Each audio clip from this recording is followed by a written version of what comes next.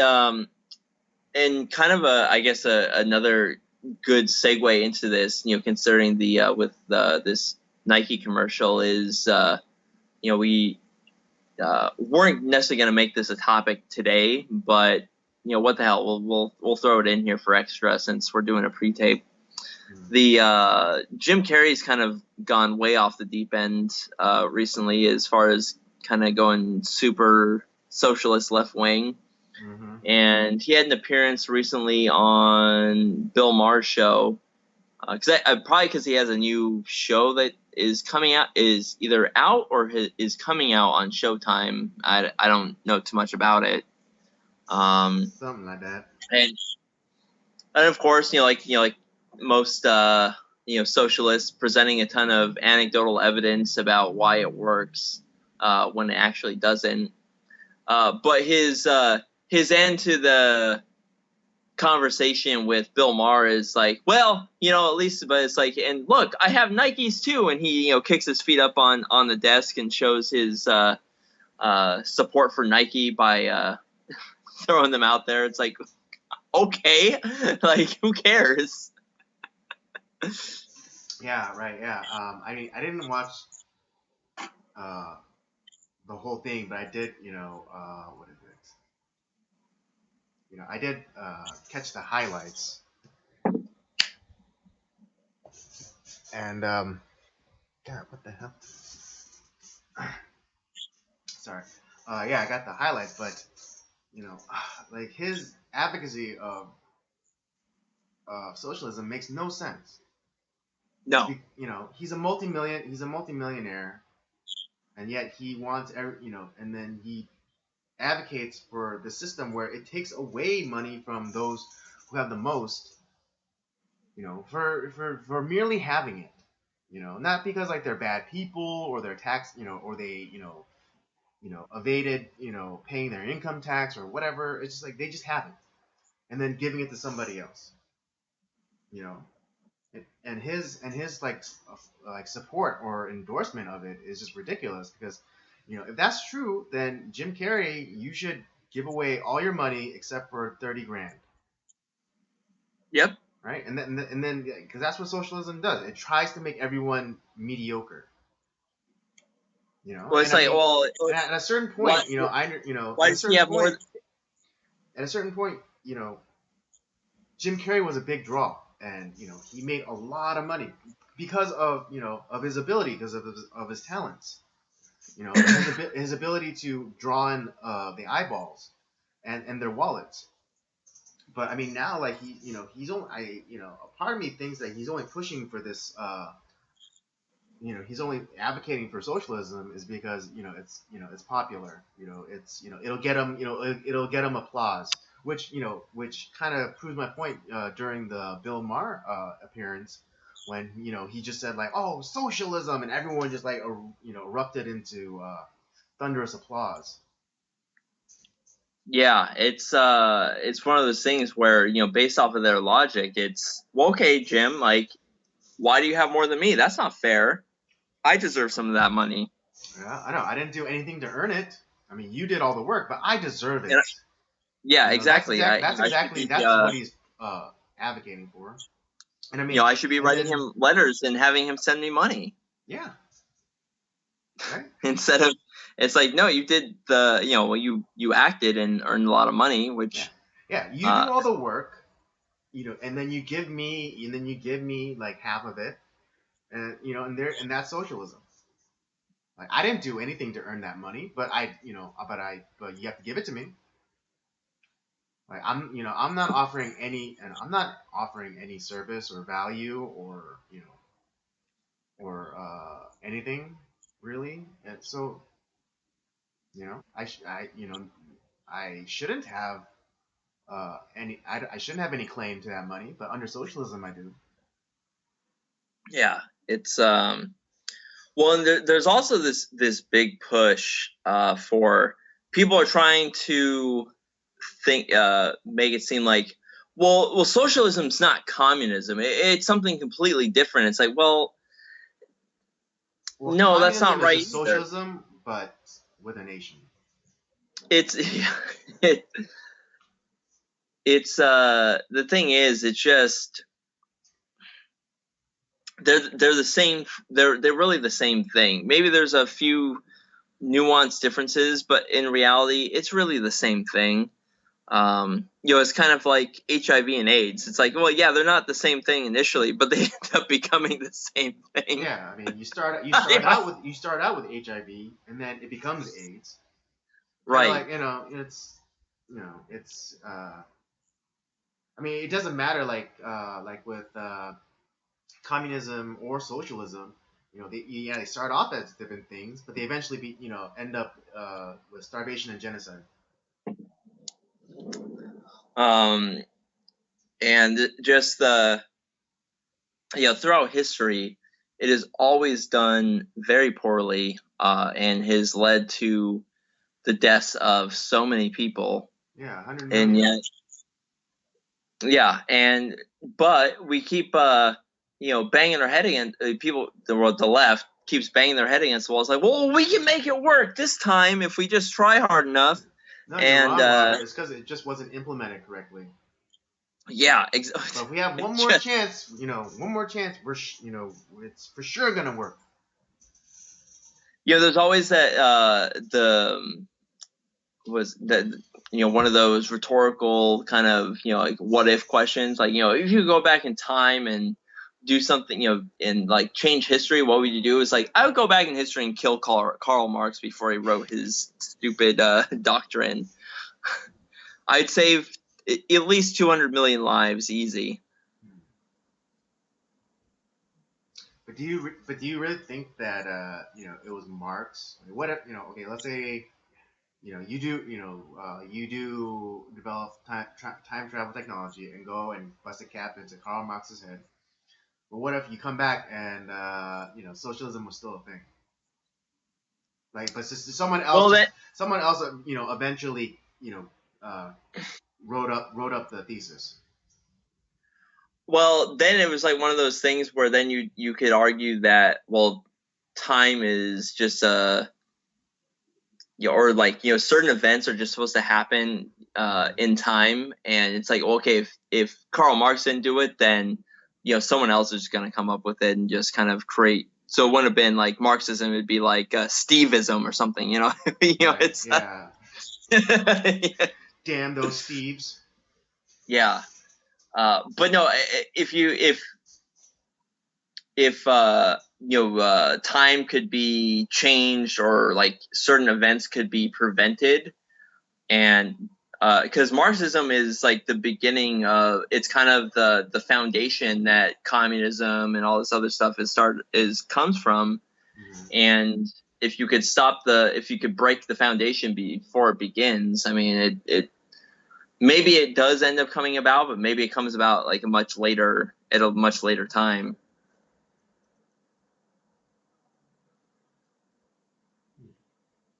Okay. So I don't know. And I wasn't planning on really thinking about it more than just Right. Yeah. I the mean, idea yeah. of I the just like yeah. I just like to pose those questions. yeah. Because like But yeah. yeah, I killed Karl Marx. Okay. Yeah. I mean, yeah. No. I would, if okay, same question to me, I would make it so that the Frankfurt School never got to be a thing. Remind me the Frankfurt School. I'm kind of sorry. I'm Frankfurt drawing a School is blank. like basically like this group of like intellectuals from Germany, and they're like one of like Oh, yeah, yeah. they're one of like Okay. the That was, bastions for like Karl Marx and and all these other kind of like thinkers, like those postmodernist kind of thinkers. yeah. Yeah, Well, that's what I do. I make it so like the Frankfurt School like didn't happen.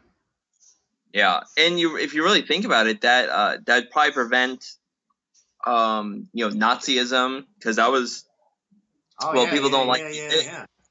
people don't like to admit it, but that was a socialist. Yeah, even though because there's people are so indoctrinated or misinformed that they don't even know what Nazi means. Yeah. They don't Um, know that socialism was part of Nazism.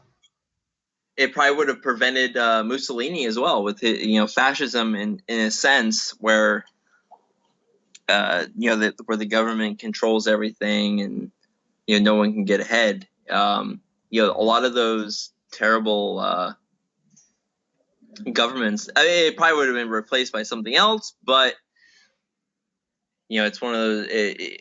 If you're looking for puppy dogs and rainbows, like really Marxism has created a lot of horrible ideas and has cost millions and millions of lives, hundreds of millions of lives throughout the course of history. Mm-hmm. And I'm pretty sure that's not what Marx was, planning on, but damn. That's what ended up happening for sure. Yeah. Debatable. I don't know. I just think Marx was, he was like, he was like any nobody who was, going after a power grab. And he saw in like, one of the I forget, I don't know if it was Clavin but like one of the reasons, like initially, like postmodernism or Marxism specifically, didn't take that much of a hold in America is because in America there weren't any classes. Right. There was so much like social and economic mobility that it was hard to like say, it's hard to point out, a certain class, like, oh well, like the ultra rich, like we have to, like, because like a person can come from like Europe, and hustle his ass off and then become a millionaire. Right. Yeah, but it was, yeah. So oh yeah, like, yeah, it was like the aristocracy. That's what it was. There was no aristocracy within America, so people weren't like born into like a certain class. You could work your way up or down, depending on your own efforts. And so yeah, that's the reason why Marxism didn't take hold that well in the beginning. But then Marx realized, oh, I have to make it a race thing because America has like the original sin of slavery, and so he had, and that's how they introduced Marxism. It's like, oh well, you blacks, you're doing bad because the whites, and et cetera, et cetera. And I mean, same Yeah. thing, and the same thing with like the radical feminists. Like it's just Marxism. It's like, oh, women, you're being oppressed by the men, and on and on and on and on. Crap. What was no, you said something that like it brought to mind. It's like, well, yeah. Well, I think we've talked about this before too, where the idea is like, sure, okay, there is inequality even in America in a sense, but it's not like a forced inequality where I could start off with I grew up from I could start out as I grew up in a poor family. I was born into a poor family, but I don't. Unlike in other societies or throughout history, it's like, well, you're poor, you're always going to be poor. Like, there's nothing that you can do in life to change that status. Exactly. But in a capitalist society, where it's like you can start out as a nothing and become something if you work hard enough, and vice versa, is you could be born into a rich family or a very wealthy situation, but you can piss that all away pretty easily if you worked hard enough at it. Yeah, because in a free market in capitalism, there's always going to be a flux of money because the Fortune 500 companies 100 years ago aren't the same as they are today. Right.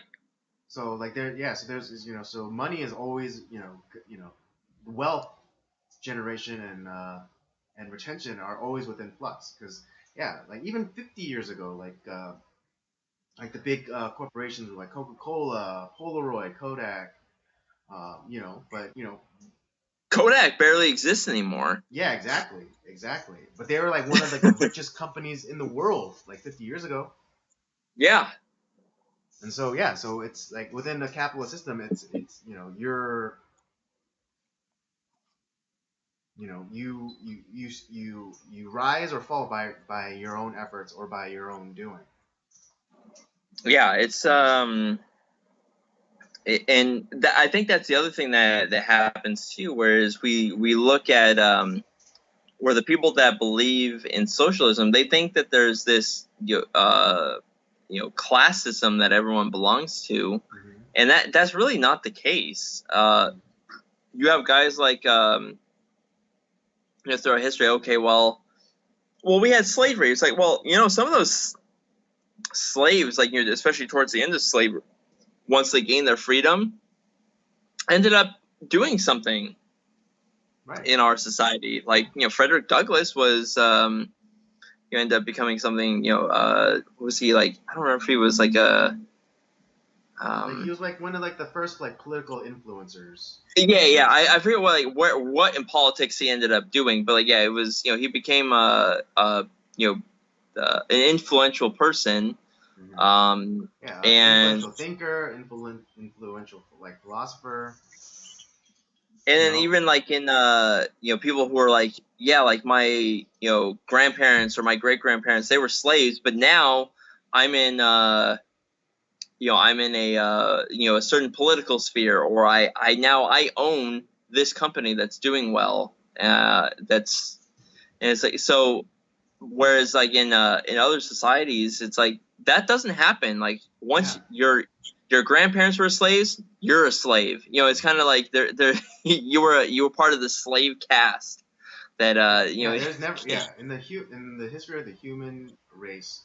There like in America, like there's never been a country like America. There's never been the uh, the mobility within like society or economics that we've had in history.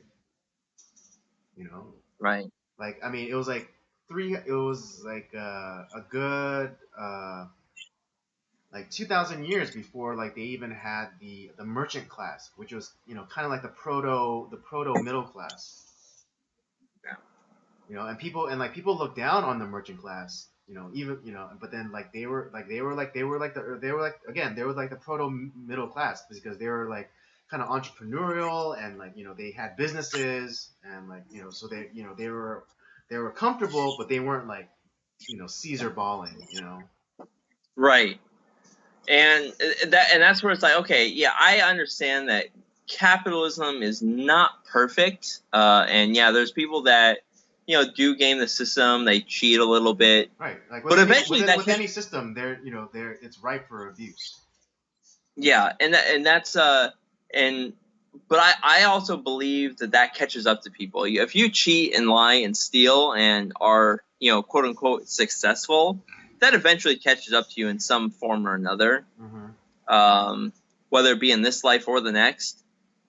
But the as opposed to the other alternatives that are around in this world, I'll take capitalism all day long. Mm-hmm. Mm-hmm.